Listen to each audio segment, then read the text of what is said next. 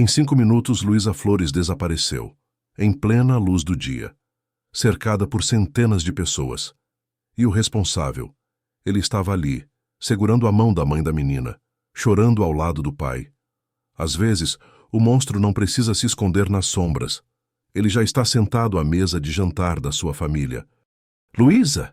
O grito de Mariela rasgou o ar da praia de Acapulco naquela tarde de janeiro de 1997. Uma vez, 2, 3. O nome ecoou entre as barracas de sorvete, os guarda-sóis coloridos, as toalhas espalhadas pela areia quente. Mas a menina de 8 anos em vestido amarelo não respondeu, porque ela já não estava mais lá. Vamos voltar apenas 15 minutos no tempo. Naquela manhã, o sol brilhava sobre as águas cristalinas, como se Acapulco fosse o paraíso prometido nos cartões postais. Luísa Flores corria pela areia com uma concha cor-de-rosa na mão, seu tesouro da manhã, encontrado entre as pedras perto da água. Seus cabelos castanhos voavam ao vento. Seu riso era tão alto que se misturava ao barulho das ondas quebrando na praia. Ela cheirava a protetor solar e água salgada, e sua felicidade era tão pura que fazia qualquer adulto ao redor lembrar de quando o mundo ainda parecia simples. A família Flores não era rica, mas tinha conquistado algo valioso: estabilidade. Ernesto trabalhava na recepção de um hotel 5 estrelas, lidando com turistas que chegavam em busca do sol mexicano. Mariela ensinava crianças da mesma idade de Luísa em uma escola pública do bairro. E aquele domingo de praia era sagrado, um ritual que repetiam sempre que possível. Uma ilha de normalidade em uma cidade que, no final dos anos 90, começava a aparecer nos noticiários por razões sombrias. O som da praia era uma sinfonia caótica, crianças gritando de alegria ao mergulhar nas ondas. Vendedores ambulantes anunciando tacos de peixe e cocos gelados. Música de salsa tocando em algum quiosque distante. O tilintar constante da campainha de um carrinho de sorvetes. Foi essa campainha que atraiu Luísa. Ela mostrou a concha cor-de-rosa para a mãe, que sorriu e sugeriu guardá-la na mochila. Então a menina viu o carrinho colorido parado a uns 50 metros de distância. Olhou para Mariela com aquele olhar suplicante que toda criança conhece. Pode ir, mas não demore, disse a mãe, enquanto procurava a carteira na bolsa. Luísa disparou pela areia. Seus pezinhos deixavam marcas rápidas que o vento logo apagaria. Mariela a viu chegar perto do carrinho. Viu outras crianças fazendo fila. Viu o movimento normal de uma praia lotada de verão. Então, voltou os olhos para a bolsa por apenas alguns segundos. 14h23. Luísa compra um picolé de morango. 14h25. Uma testemunha a vê caminhando em direção ao estacionamento, chupando o sorvete. 14h28. Mariela levanta os olhos e não encontra a filha. 14h30. Os primeiros gritos. O nome Luísa, repetido com crescente desespero. 14h35. Dezenas de pessoas procurando por uma menina em vestido amarelo. 14h42. Ernesto deixa cair as garrafas de água ao ouvir a esposa gritar. 15h09. A polícia finalmente chega. Cada minuto que passava era uma distância maior. Cada segundo desperdiçado era uma pista perdida. Testemunhas ofereciam fragmentos confusos. Alguém viu uma criança entrando em um carro claro. Outro jurava ter visto um homem segurando a mão de uma menina pequena, mas parecia normal, natural, como um pai levando a filha embora. Ninguém prestou atenção suficiente, porque nada naquele cenário parecia errado.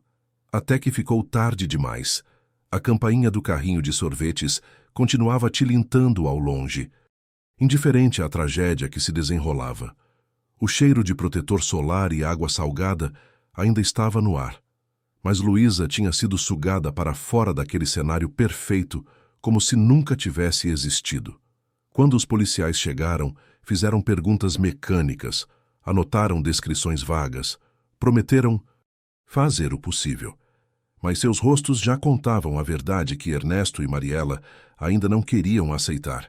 Em uma cidade que registrava desaparecimentos quase diariamente, encontrar uma criança levada em plena luz do dia Seria como procurar uma estrela específica em um céu infinito.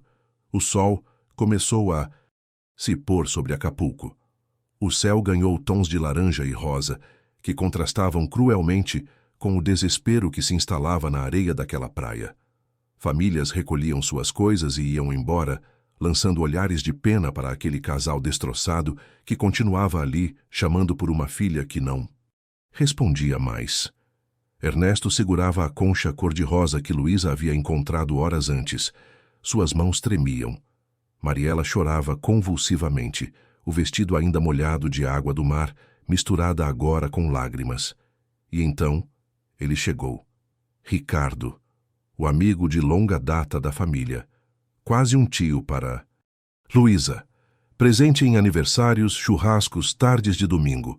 Ele apareceu ofegante, como se tivesse corrido ao receber a notícia, e imediatamente envolveu Ernesto em um abraço apertado. Vamos encontrá-la, ele disse, com uma convicção que parecia reconfortante. Eu juro, vamos encontrá-la. Ninguém notou como ele evitou olhar diretamente para a foto de Luísa, que Mariela segurava nas mãos. Ninguém percebeu como suas perguntas sobre o que tinha acontecido eram excessivamente detalhadas, como se estivesse checando o que exatamente a polícia sabia. Ninguém questionou por que ele tinha chegado tão rápido à praia, quando supostamente estava do outro lado da cidade. Eram apenas pequenos estranhamentos, microsinais que se perderiam em meio ao caos daquela tarde. Porque como você suspeita de alguém que está ali, ao seu lado, segurando sua mão, organizando buscas, colando cartazes, participando de vigílias, como você suspeita de alguém que chora com você? À medida que a noite caía completamente sobre Acapulco, a praia ficou vazia. Apenas Ernesto, Mariela e um pequeno grupo de amigos e familiares permaneceram ali, como se a simples presença deles pudesse trazer Luísa de volta. Ricardo estava entre eles, em silêncio agora, olhando para o mar escuro. Ninguém sabia que naquele exato momento Luísa já estava a mais de 60 quilômetros de distância. Ninguém sabia que um dos presentes naquela praia tinha mentido sobre para onde foi naquele dia.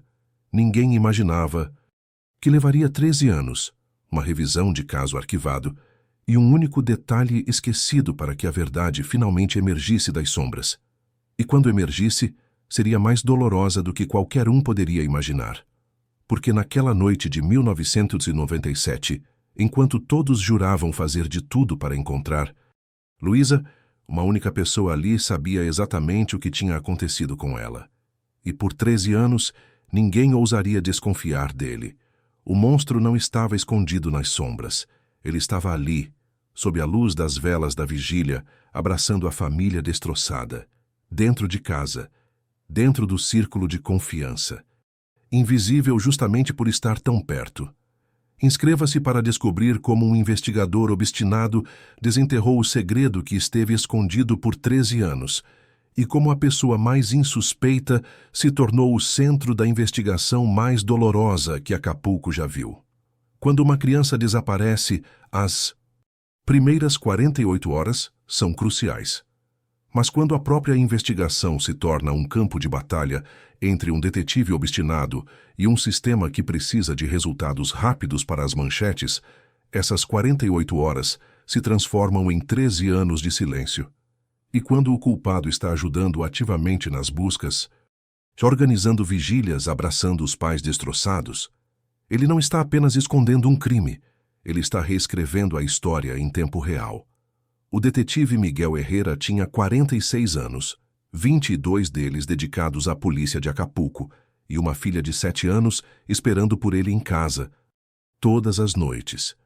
Quando olhou pela primeira vez para a foto de Luísa Flores, aquela menina de 8 anos sorrindo com uma concha na mão, viu o rosto da própria filha refletido naquele sorriso.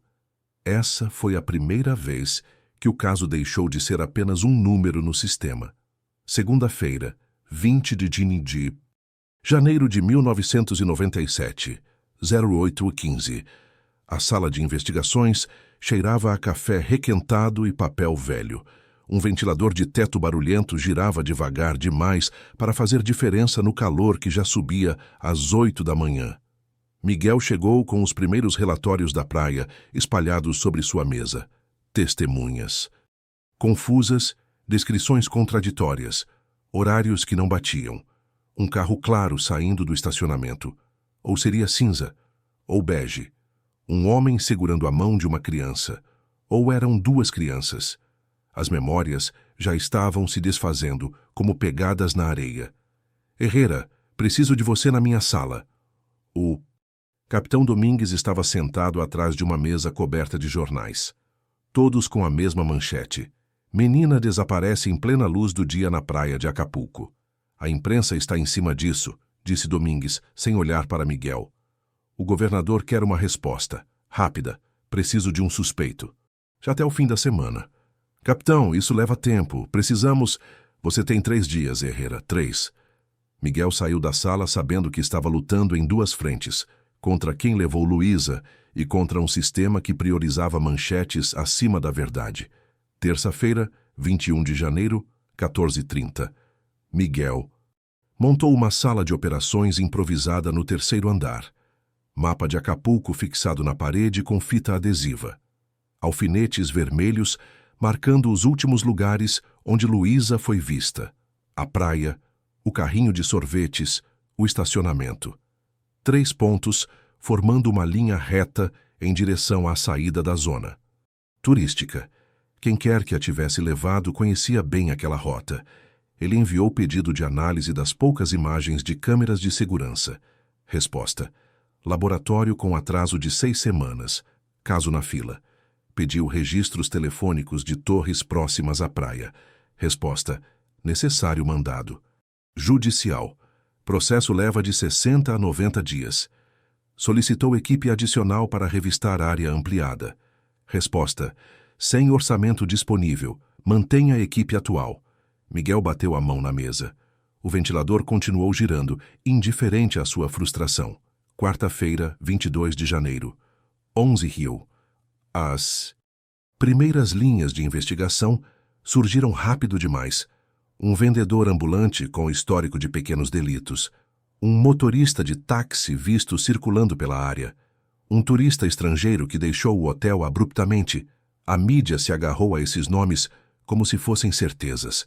Domingues convocou. Miguel novamente.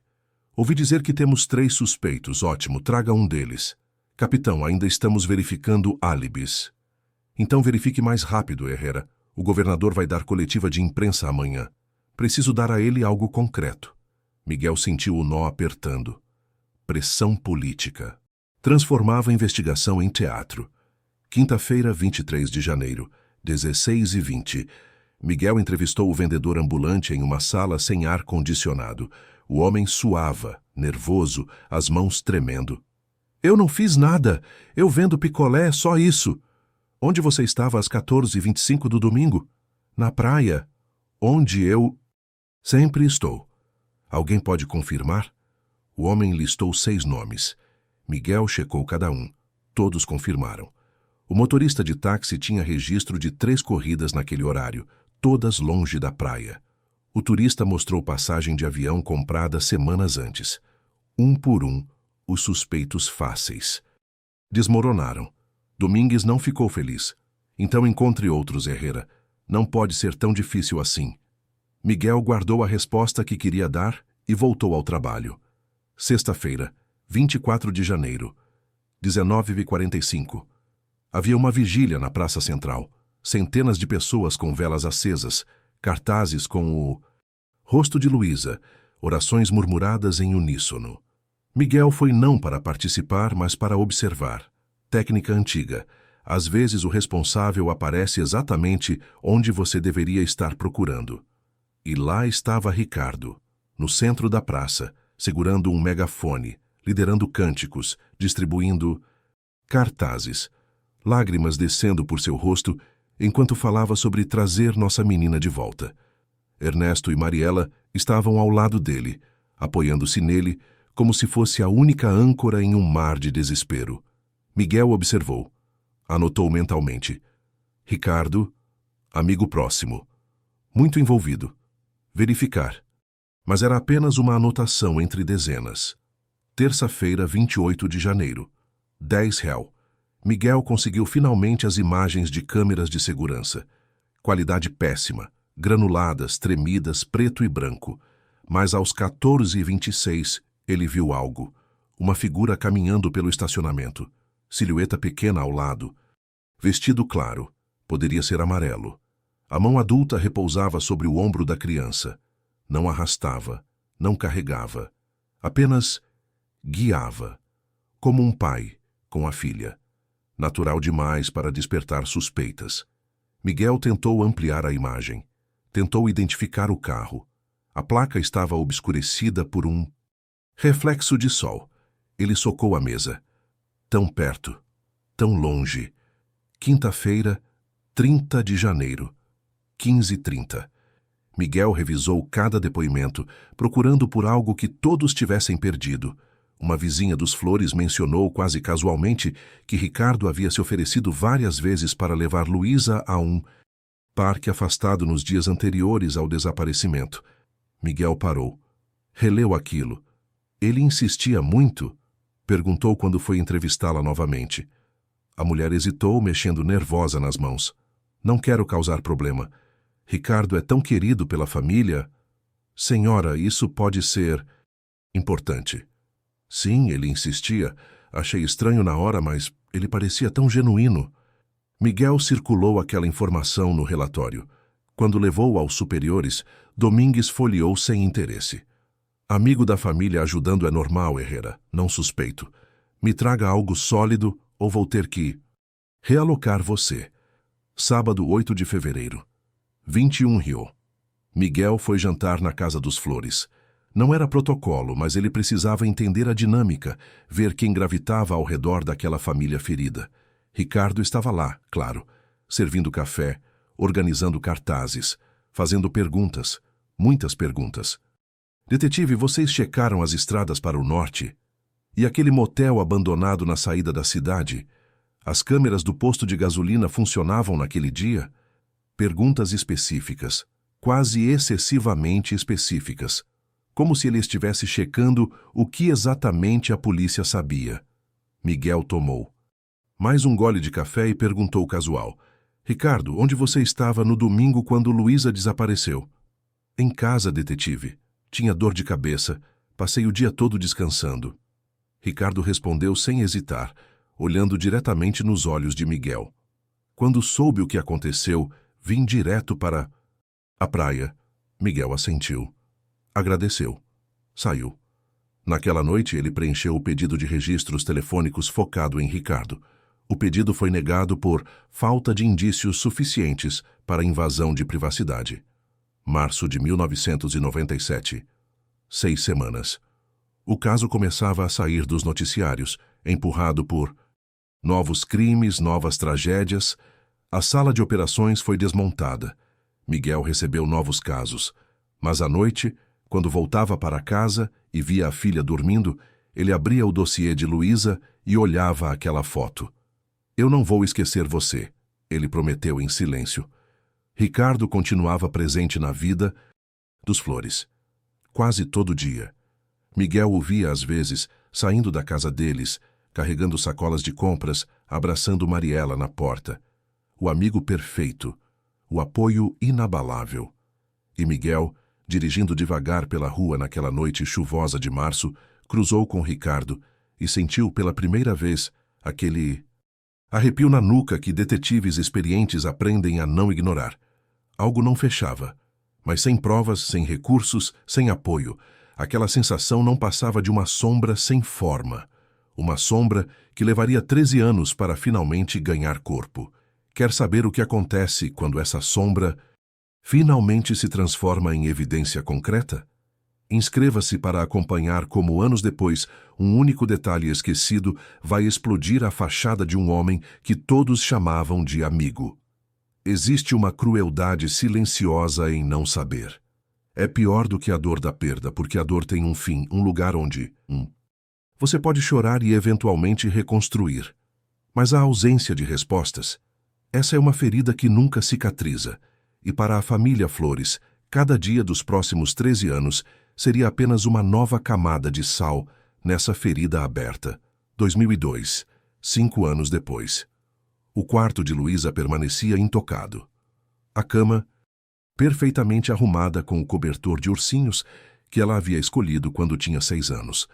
A concha cor-de-rosa ainda repousava sobre a mesinha de cabeceira, agora coberta por uma fina camada de poeira que Mariela limpava religiosamente toda sexta-feira. Era o único dia da semana em que ela conseguia entrar ali sem desmoronar completamente. Ernesto havia parado de entrar no quarto há 3 anos. Dizia que não conseguia respirar lá dentro, que as paredes fechavam ao redor dele como um caixão. Mas a verdade era mais simples e mais dolorosa. Ele tinha desistido de esperar.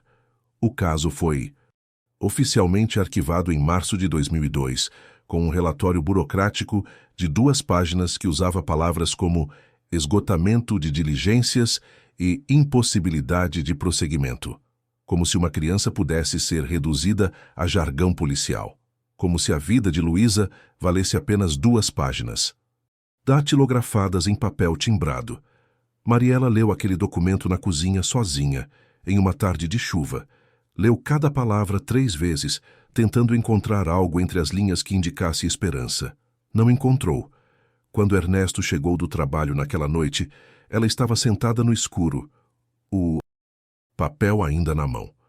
Eles desistiram dela. Foi tudo que ela conseguiu dizer. Ernesto não respondeu. Apenas sentou ao lado da esposa e, pela primeira vez em 5 anos, chorou.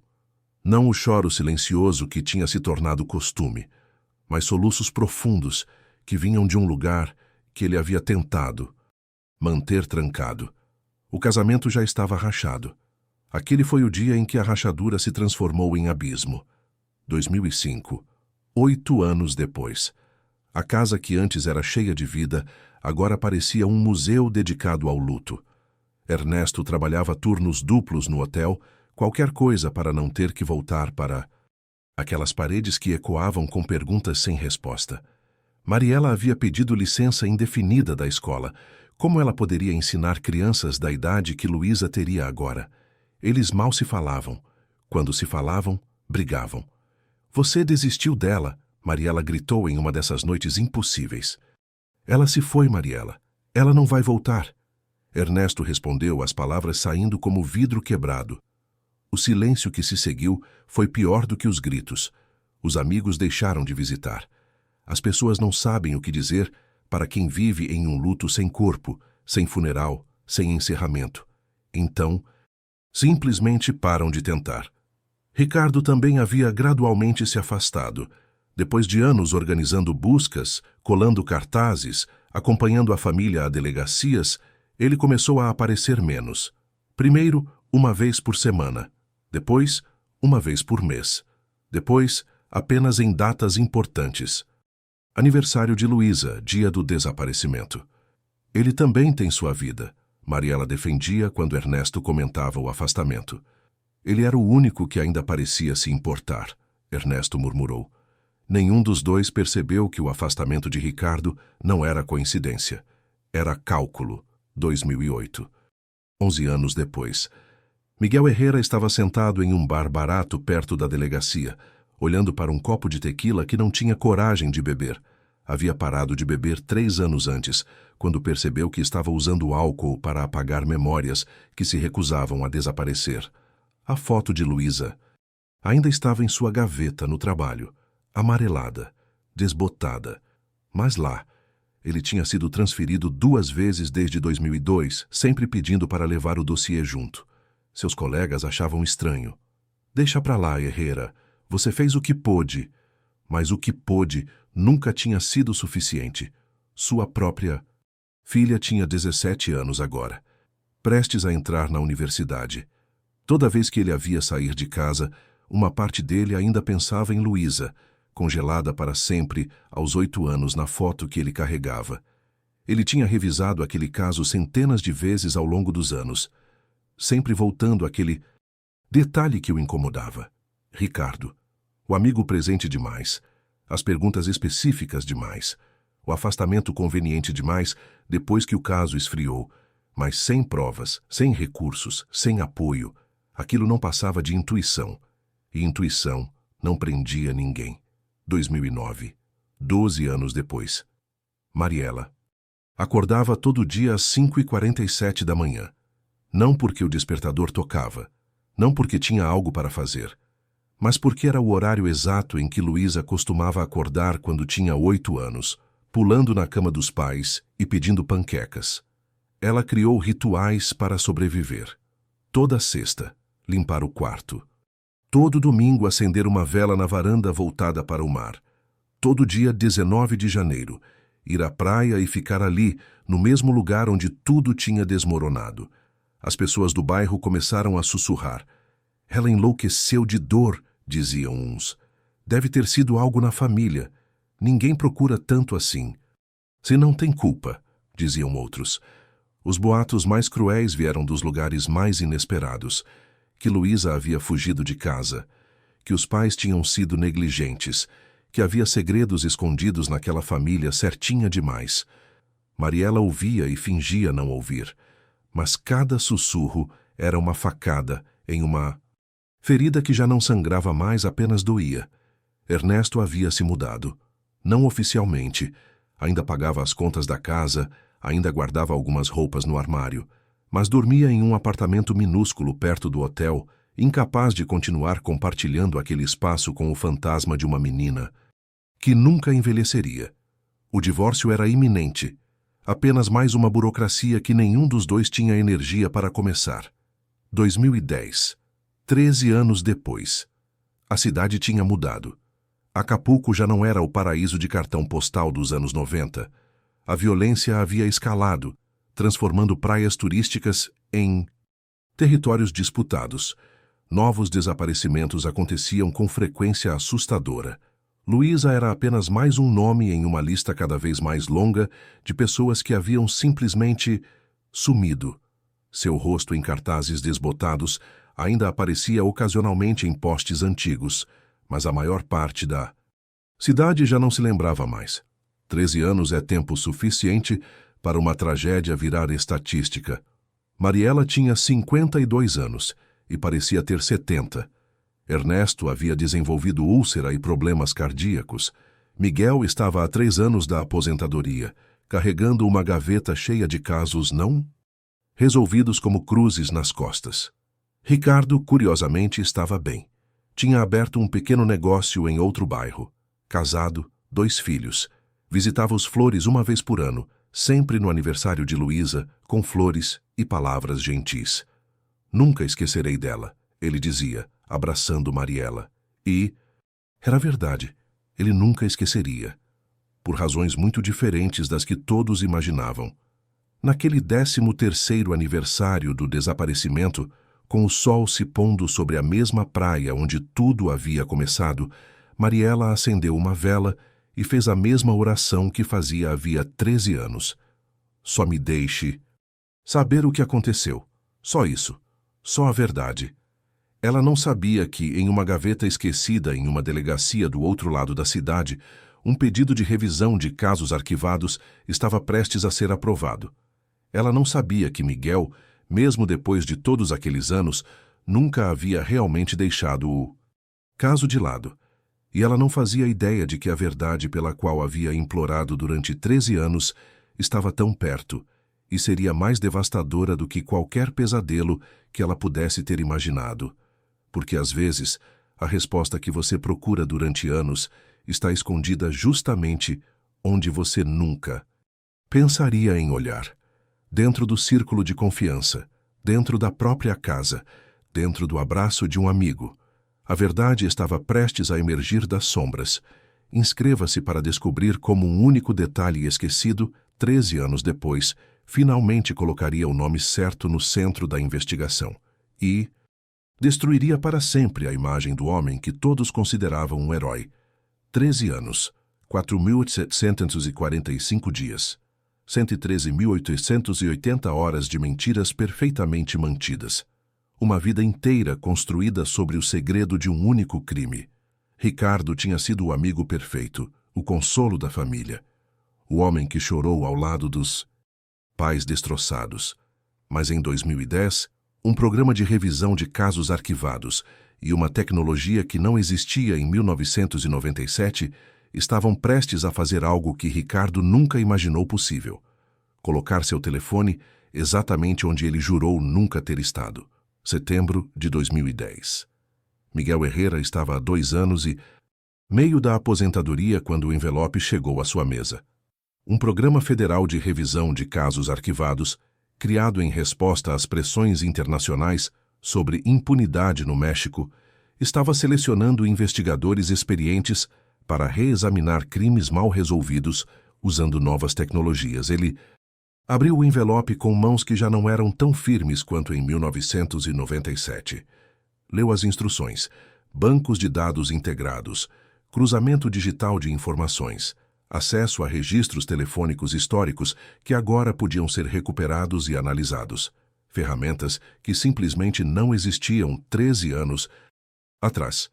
Miguel não hesitou. Aceitou na mesma tarde. Segunda-feira, 4 de outubro de 2010. 09h30. A sala de arquivos cheirava a mofo e papel amarelado. Pilhas e pilhas de caixas empoeiradas, cada uma contendo histórias de crimes sem solução, vidas interrompidas, famílias destruídas. Miguel começou a revisar, caixa por caixa, procurando casos que pudessem se beneficiar das novas ferramentas. Foi quase por acaso que ele encontrou. A pasta de Luísa Flores estava presa entre 2 casos de homicídio de 1998. Amarelada, fina demais para uma vida que havia desaparecido.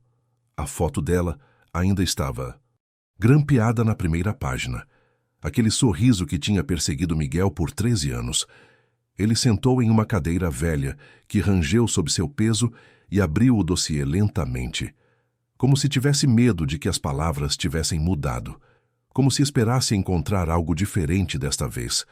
Mas eram as mesmas páginas, os mesmos depoimentos, as mesmas pistas que levavam a lugar nenhum, exceto que agora ele tinha algo que não tinha antes: tempo, perspectiva e tecnologia. Quarta-feira, 13 de outubro, 14h15. Miguel passou os primeiros dias digitalizando cada página do dossiê, criando um banco de dados digital onde podia cruzar informações, marcar inconsistências, mapear cronologias. Era meticuloso até a obsessão, revisando cada detalhe como se fosse a primeira vez. Foi ao reler os depoimentos que algo saltou aos seus olhos. Ricardo havia dito que estava em casa no dia do desaparecimento, com dor de cabeça o dia inteiro, que só soube do ocorrido quando um vizinho ligou, e então foi direto para a praia. Mas uma testemunha, a vizinha que mencionou as insistências de Ricardo para levar Luísa ao parque, havia dito que o viu saindo de carro por volta do meio-dia. Miguel havia marcado aquela inconsistência em 1997, mas sem recursos para aprofundar, ela tinha ficado apenas como uma nota de rodapé. Agora, ele tinha recursos. Sexta-feira, 22 de outubro, 11h. Miguel preencheu a requisição para acesso aos registros telefônicos históricos. Com o novo programa federal, a aprovação veio em 3 dias, algo que em 1997 teria levado meses, se é que viesse. Quando os dados chegaram, Miguel passou uma noite inteira revisando cada linha, e então ele viu: 19 de janeiro de 1997, 14h17. O telefone de Ricardo conectou-se a uma torre de transmissão localizada a 68 quilômetros ao norte de Acapulco, na rodovia que levava ao interior do estado. 14h31. Nova conexão, mesma torre. 14h52. Conexão a uma torre ainda mais distante, a 82 quilômetros. 15h23. Ligação de 4 minutos para um número não identificado. 16h10. Retorno. Torre de transmissão próxima a Acapulco. 18h45. Ligação para a Casa dos Flores. Miguel sentiu o coração acelerar pela primeira vez em anos. Ricardo não estava em casa com dor de cabeça. Ele estava na estrada, dirigindo para o norte, justamente nas horas seguintes ao desaparecimento de Luísa. Exatamente quando uma menina em vestido amarelo estava sendo levada para longe da praia. Mas havia mais. Segunda-feira, 29 de outubro, 08 Cesel. Miguel solicitou acesso aos registros bancários históricos. Novamente a aprovação veio rápida. O programa federal tinha aberto portas que antes permaneciam trancadas para investigadores como ele. Os extratos bancários de Ricardo de fevereiro de 1997 mostravam algo perturbador. Um depósito de 45 mil pesos mexicanos, aproximadamente 3 meses de salário de um trabalhador médio na época, creditado em 12 de fevereiro de 1997. Origem: transferência internacional. Remetente: conta corporativa de uma empresa de turismo registrada nas Ilhas Cayman. Miguel investigou a empresa. Papel: uma fachada, criada 3 meses antes do depósito, dissolvida 6 meses depois. Ricardo, que sempre reclamava de dificuldades financeiras, de repente tinha dinheiro suficiente para abrir seu próprio negócio. 2 meses após o desaparecimento de Luísa. As peças estavam começando a se encaixar de uma forma nauseante. Quarta-feira, 3 de novembro, 20h30. Miguel criou uma linha do tempo visual na parede de seu pequeno escritório improvisado. Dezembro de 1996. Ricardo começa a se oferecer insistentemente para levar Luísa a lugares sozinho. 19 de janeiro de 1997, 14h23. Luísa desaparece da praia. 19 de janeiro, 14h17, 16h10. Telefone de Ricardo rastreado a mais de 68 quilômetros de Acapulco, na direção oposta a que ele declarou. 12 de fevereiro de 1997. Depósito suspeito de 45 mil pesos. Março-agosto de 1997. Ricardo extremamente presente, organizando buscas, vigílias, sempre perguntando detalhes específicos sobre a investigação. 2002-2010. Afastamento gradual à medida que o caso esfria e é arquivado. Miguel deu um passo atrás e olhou para aquilo. Não era mais intuição. Era um padrão. Um padrão que apontava para o homem que tinha livre acesso à menina, que conhecia sua rotina, que tinha a confiança absoluta da família. O homem que estava na estrada exatamente quando Luísa desapareceu, enquanto jurava estar em casa. O homem que recebeu uma quantia significativa de dinheiro semanas depois. O amigo, o confidente, o monstro escondido à vista de todos. Sexta-feira, 5 de novembro. 0960. Miguel marcou reunião com a nova promotoria de revisão de casos. Levou todo o dossiê reconstruído, os gráficos, os registros telefônicos, os extratos bancários. Quero reabrir oficialmente o caso Luísa. Flores, ele disse, e quero autorização para investigar Ricardo Mendoza como principal suspeito. Havia resistência inicial, afinal eram 13 anos. Ricardo era um cidadão respeitado, tinha família, negócio estabelecido, mas os dados eram inegáveis. A promotora, uma mulher de 40 anos, chamada Helena Vargas, revisou cada página em silêncio. Quando terminou, olhou para Miguel com uma expressão que ele não conseguiu decifrar. Você tem certeza disso? Ela perguntou. Eu deveria ter tido certeza disso 13 anos atrás. Miguel respondeu. Helena assentiu lentamente. Vou autorizar a reabertura. Mas, Herrera, você sabe que isso vai destruir aquela família de novo, não sabe? Descobrir que o responsável estava ao lado deles esse tempo todo. Eu sei, Miguel disse, sua voz pesada, mas eles merecem a verdade, não importa quanto doa. Segunda-feira, 8 de novembro, 10h15. Miguel. Dirigiu até a casa dos Flores. Tinha ensaiado as palavras 1000 vezes, mas sabia que nenhuma seria suficiente. Mariela abriu a porta. Ela tinha 52 anos, mas parecia ter envelhecido décadas. Quando viu Miguel, seus olhos se arregalaram com uma mistura de esperança e medo. Detetive.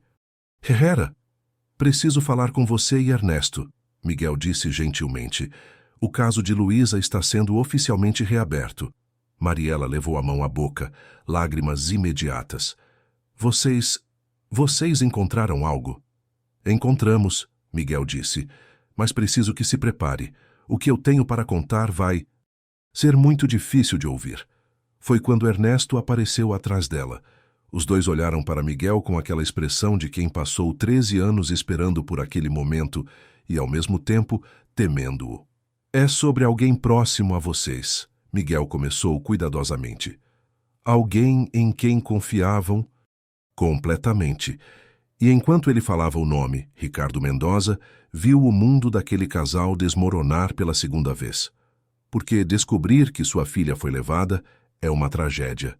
Mas descobrir que foi levada por alguém que vocês amavam, isso é uma traição que destrói tudo o que você achava que sabia sobre o mundo.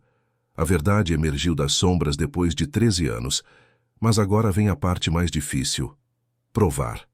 Inscreva-se para descobrir como Miguel e a equipe conduzirão a investigação que finalmente levará Ricardo a cair, e como a confrontação final revelará o horror completo do que aconteceu naquele dia de 1997. Existem dois tipos de mentirosos: aqueles que tropeçam nas próprias palavras quando confrontados e aqueles que passaram 13 anos ensaiando cada resposta, cada expressão, cada lágrima. Ricardo Mendoza era do segundo tipo, mas em novembro de 2010, pela primeira vez em mais de uma década, ele seria forçado a improvisar.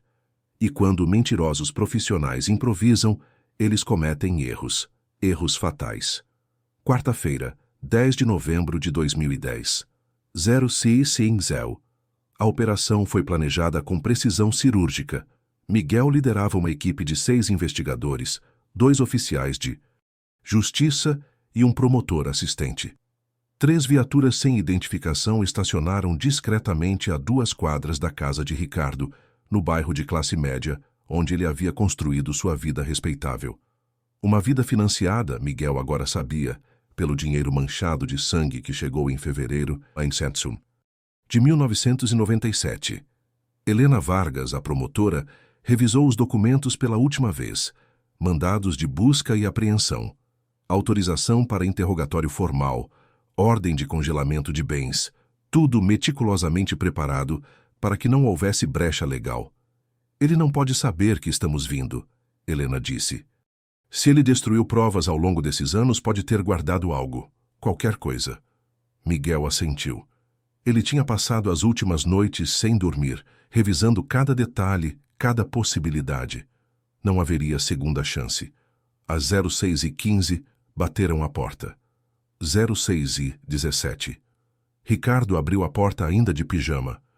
Os cabelos despenteados, o rosto mostrando surpresa genuína, ou quase genuína. Miguel já conhecia aquele rosto bem o suficiente para detectar o microsegundo de cálculo nos olhos dele, antes da máscara de confusão se instalar completamente. Detetive Herrera, o que... Ricardo Mendoza, temos um mandado de busca e apreensão autorizado pelo juiz federal. Miguel mostrou os documentos. Preciso que se afaste da porta e permita nossa entrada.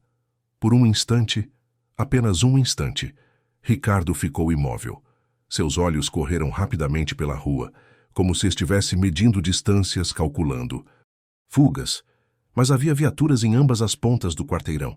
Claro, ele disse, forçando um sorriso tremido. Mas isso é sobre o quê? É sobre Luísa Flores, Miguel respondeu, observando cada microexpressão. E sobre onde você realmente estava no dia 19 de janeiro de 1997. O rosto de Ricardo empalideceu, apenas por um segundo. Depois a máscara voltou. Eu já disse tudo o que sabia há anos atrás, ele protestou, enquanto os investigadores entravam e começavam a revistar metodicamente cada cômodo. Você mentiu há anos atrás, Miguel corrigiu calmamente, e hoje vamos corrigir isso. 08:30. A busca revelou fragmentos perturbadores, recortes de jornal sobre o desaparecimento de Luísa, guardados em uma caixa no fundo de um armário. Fotos antigas da menina, algumas que Miguel não tinha visto nem no dossiê original, como se Ricardo tivesse mantido cópias particulares. Um caderno com anotações datadas de 1997 e 1998, incluindo referências a riscos e precauções necessárias. E escondido em um cofre embutido atrás de uma estante, descoberto apenas porque um dos investigadores notou que a parede soava oca, documentos bancários de contas offshore, transferências internacionais e uma série de e-mails impressos de 1997 trocados com endereços que já não existiam mais. Helena fotografou cada item meticulosamente. Isso é suficiente para levá-lo para interrogatório formal, ela disse a Miguel. Ricardo, sentado na sala sob supervisão de 2 oficiais, assistia, com uma expressão cada vez mais difícil de manter. Ricardo Mendoza, você está detido para interrogatório relacionado ao desaparecimento de Luísa Flores em 1997, Miguel anunciou. Tem direito a permanecer em silêncio e a um advogado. Eu não fiz nada, Ricardo disse, mas sua voz tinha perdido a firmeza. Então terá a oportunidade de explicar os registros telefônicos que colocam você a 68 quilômetros de Acapulco no exato momento em que jurou estar em casa. Miguel respondeu. Ricardo fechou os olhos. Delegacia Central, 14 réu. A sala de interrogatório era pequena, sem janelas, iluminada, por uma luz fluorescente que zumbia irritantemente. Miguel sentou-se de frente para Ricardo, que agora estava acompanhado de um advogado claramente nervoso. Meu cliente nega qualquer envolvimento, o advogado começou. Então seu cliente precisa explicar algumas inconsistências, Helena. Interrompeu, abrindo uma pasta e espalhando documentos sobre a mesa. Primeiro, os registros telefônicos, torre por torre, horário por horário. Você disse que estava em casa, seu telefone diz que estava na estrada. Segundo, o depósito bancário. 45 mil pesos, 3 semanas após o desaparecimento. De onde veio esse dinheiro? Terceiro, as fotos e recortes. Por que um amigo da família guardaria tudo isso escondido por 13 anos? Quarto, testemunhas revisitadas. 3 pessoas agora confirmam que você insistiu repetidamente para ficar sozinho com Luísa nas semanas anteriores. Ricardo. Suava. Suas mãos tremiam levemente. O advogado sussurrava algo em seu ouvido. Eu posso ter me confundido sobre onde estava naquele dia, Ricardo tentou. Faz tanto tempo. Você se confundiu sobre estar 68 quilômetros ao norte quando uma criança desapareceu? Miguel inclinou-se para a frente. Essa é sua história. Silêncio. Helena continuou implacável. Temos também testemunho de um ex-funcionário de um hotel na rodovia que se lembra de um homem com a descrição física sua parando lá em 19 de janeiro de 1997, agitado, pedindo para usar o telefone. Ricardo fechou os olhos novamente. Suas mãos agora tremiam visivelmente. Ricardo, Miguel disse, sua voz subitamente mais suave, mais humana. Você conviveu com essa família por 13 anos. Viu o que isso fez com eles. Viu Mariela envelhecer 30 anos em 10. Viu Ernesto se despedaçar. Você realmente vai continuar mentindo? Por um longo momento, Ricardo permaneceu em silêncio. Então, lentamente, suas defesas começaram a desmoronar. Eu não queria que acontecesse daquele jeito, ele sussurrou. O advogado tentou interrompê-lo, mas Ricardo continuou, as palavras saindo como confissão acumulada de mais de uma década. Eu estava com problemas financeiros. Muitas dívidas. Alguém me ofereceu dinheiro. Muito dinheiro. Só para facilitar. Facilitar o quê? Helena perguntou, sua voz fria como gelo. Para afastar a menina da praia. Levar para um lugar específico. Entregar. A sala ficou em silêncio. Absoluto. Para quem? Miguel perguntou. Ricardo balançou a cabeça. Não sei. Nunca soube. Tudo foi feito por intermediários. Telefones que não existem mais. E-mails descartáveis. Você a conhecia desde que ela nasceu, Miguel disse, lutando para manter a voz controlada. Ela confiava em você. Eu sei, Ricardo sussurrou, lágrimas agora descendo por seu rosto.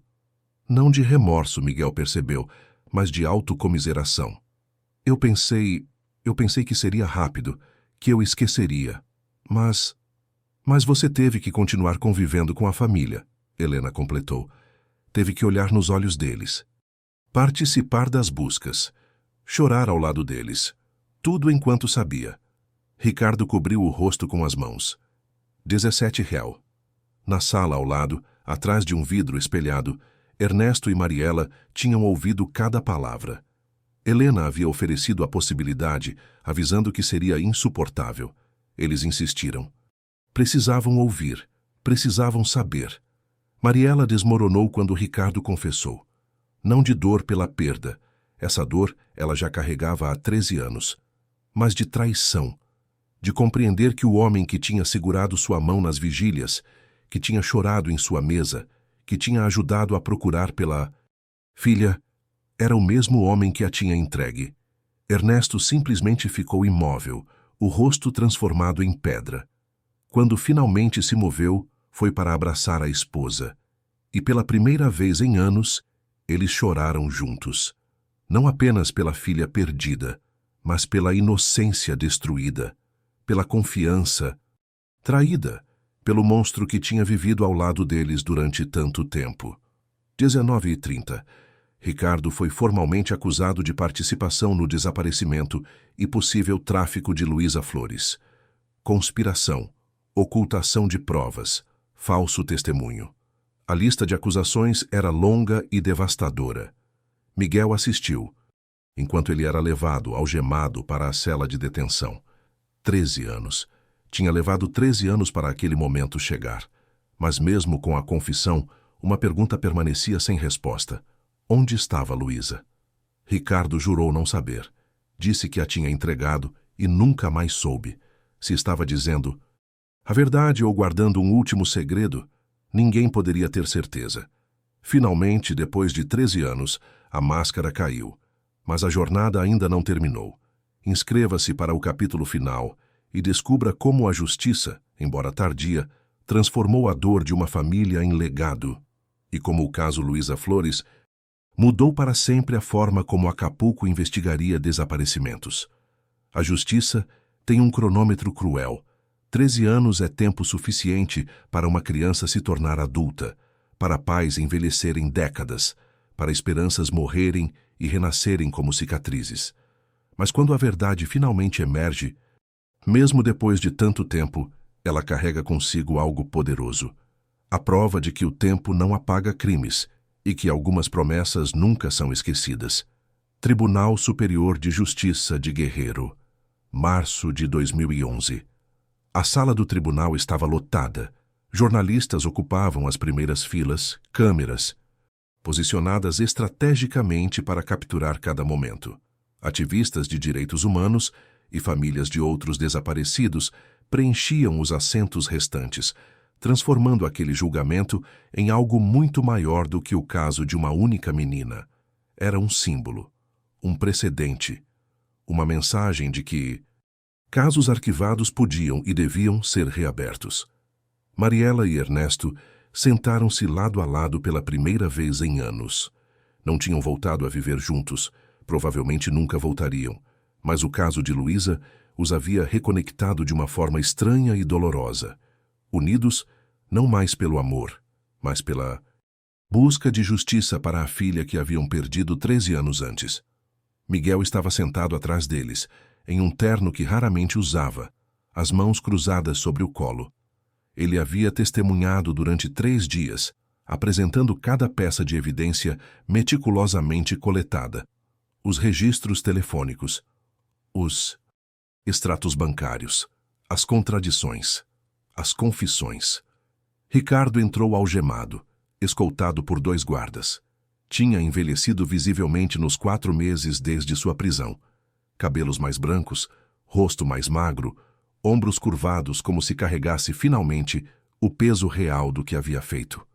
Quando seus olhos cruzaram brevemente com os de Mariela, ele desviou o olhar imediatamente. Não havia mais máscaras. Não havia mais lágrimas ensaiadas. Apenas a realidade nua e brutal de sua traição. Dia 3 do julgamento. Depoimento de Ernesto Flores. Ele era como um irmão para mim. Ernesto disse, sua voz quebrando. Quando Luísa desapareceu, ele foi uma das primeiras pessoas que chegou. Ele me abraçou, chorou comigo, organizou buscas, e durante todo esse tempo, durante todos esses anos, a voz dele falhou. Ele não conseguiu terminar. A promotora Helena Vargas não pressionou. Deixou o silêncio falar por si. Deixou o tribunal absorver a magnitude da traição. Dia 5. Depoimento de Mariela Flores. Eu mantive o quarto dela intocado por 13 anos. Mariela testemunhou, as lágrimas descendo livremente. Toda sexta-feira, eu limpava. Conversava com ela. Pedia que me mandasse um sinal de onde estava. Ela olhou diretamente para Ricardo. E você estava lá, nas vigílias, nos aniversários. Você segurava minha mão e me dizia que tudo ficaria bem. Você sabia onde ela estava. Você sempre soube. E nos deixou sofrer assim mesmo. Ricardo manteve os olhos baixos. Não disse nada. Não. Havia nada a dizer. Dia 8. Sentença. O juiz Martinez, um homem de 62 anos com 3 décadas de carreira, revisou os autos com uma expressão grave. Ricardo Mendoza, ele começou, sua voz ecoando pela sala silenciosa. Você foi considerado culpado de participação em desaparecimento. Forçado, conspiração para tráfico de menor, ocultação de provas, falso testemunho e obstrução da justiça. Cada palavra caía como um martelo. Suas ações não apenas destruíram uma criança inocente, mas prolongaram por 13 anos o sofrimento inimaginável de uma família que confiava em você. Você explorou essa confiança de forma calculada e cruel, mantendo-se próximo às vítimas para monitorar a investigação e garantir que sua participação permanecesse oculta. O juiz fez uma pausa, olhando diretamente para Ricardo. Esta corte o condena a 35 anos de prisão, sem possibilidade de liberdade, condicional pelos primeiros 20 anos. Adicionalmente, todos os seus bens serão confiscados e revertidos em um fundo de compensação para a família Flores e para organizações de apoio a famílias de desaparecidos. A sala explodiu em murmúrios. Mariela cobriu o rosto com as mãos, mas não estava chorando. Pela primeira vez em 13 anos estava respirando. Abril de 2011, 3 semanas após a sentença. Miguel encontrou-se com Mariela e Ernesto em um café tranquilo, longe dos holofotes da mídia. Eles pediram café, mas ninguém bebeu. Obrigado, Mariela disse simplesmente. Sei que nunca desistiu. Mesmo quando todos os outros desistiram. Miguel balançou a cabeça. Eu deveria ter descoberto antes. Eu deveria... Você fez o possível com o que tinha, Ernesto interrompeu. E quando teve a chance, 13 anos depois, você não deixou passar. Isso é o que importa. Ainda não sabemos. Onde ela está? Mariela disse baixinho. Era a pergunta que pairava sobre todos eles. Ricardo havia confessado seu papel, mas insistia que não sabia o destino final de Luísa. Talvez nunca saibamos, Miguel admitiu. Mas agora vocês têm algo que não tinham antes, a verdade sobre quem e como. E um culpado pagando por isso. Não era o encerramento perfeito, mas era um encerramento. Junho de 2011. O caso de Luísa Flores transformou-se em algo maior do que uma família ou uma cidade. Tornou-se um caso paradigmático, usado em treinamentos de investigadores por todo o México. O caso Flores passou a ser estudado nas academias de polícia, destacando a importância de olhar dentro dos círculos íntimos, de não descartar suspeitas baseadas em aparências de confiança e de nunca, jamais, arquivar um caso apenas porque as pistas imediatas se esgotaram. Miguel foi convidado a palestrar em Minutes in Science, conferências de investigação criminal. Ele sempre começava da mesma forma. Levou 13 anos durante os quais uma família sofreu, um criminoso viveu livre e a justiça pareceu impossível. Mas a tecnologia muda, os sistemas melhoram, e se houver alguém disposto a não esquecer, a verdade pode emergir. Agosto de 2012. Aposentadoria de Miguel. Na pequena festa de despedida na delegacia, Miguel recebeu uma placa de honra, mas o presente que mais significou foi outro. Mariela e Ernesto apareceram, trazendo uma foto emoldurada de Luísa, aquela foto da praia, o sorriso, a concha. Para que você se lembre, Mariela disse, que algumas promessas valem a pena manter por 13 anos. Miguel colocou a foto em sua sala. Ao lado dela, eventualmente, viriam outras. porque o caso Flores havia inspirado a reabertura de dezenas de investigações arquivadas. E Miguel, mesmo aposentado, se tornou consultor voluntário, ajudando outras famílias a encontrar suas próprias verdades tardias. Janeiro de 2013. 16 anos após o desaparecimento. Mariela e Ernesto criaram a Fundação Luísa Flores, uma organização dedicada a apoiar famílias de desaparecidos e pressionar por revisões de casos. Arquivados. Eles realizavam vigílias mensais na mesma praia, onde Luísa havia desaparecido, não mais apenas para lembrar dela, mas para dar voz a centenas de outros desaparecidos, cujos casos coletavam poeira em arquivos esquecidos. Luísa não voltará, Mariela disse em uma entrevista. Mas se a história dela pode impedir que outras famílias vivam 13 anos sem respostas, então sua vida e sua perda terão significado. Ernesto, ao seu lado, acrescentou: a justiça tardia ainda é justiça, e enquanto houver um caso arquivado, haverá esperança de que a verdade possa emergir. Epílogo. 2014. Ricardo cumpria sua sentença em uma prisão de segurança média. Em 3 anos, havia envelhecido 2 décadas. Ninguém da antiga vida o visitava, nem família, nem amigos. Ele havia perdido tudo: liberdade, reputação, anos de vida. Mas para muitos, incluindo Miguel, aquilo ainda parecia insuficiente diante do que ele havia tirado de Luísa e de sua família. A pergunta sobre o paradeiro final de Luísa permanecia sem resposta. Talvez sempre permanecesse, mas sua história não foi em vão.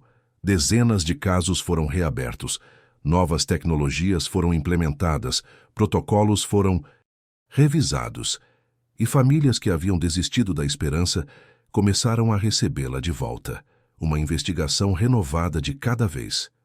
Miguel, aos 64 anos, olhava pela janela de sua casa com vista para o mar. A foto de Luísa estava na parede. Ao lado dela, fotos de outros casos que ele havia ajudado a resolver depois de se aposentar. Ele havia cumprido sua promessa, não da forma que gostaria, não no tempo que esperava, mas havia cumprido.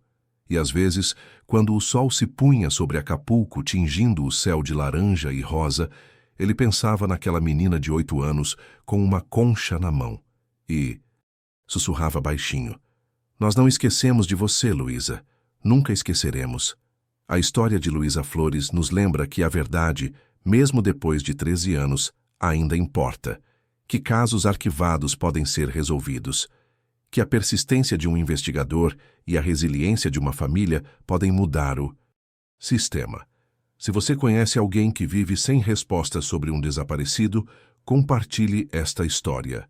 A justiça tardia ainda é justiça, e a esperança, mesmo depois de décadas, ainda vale a pena.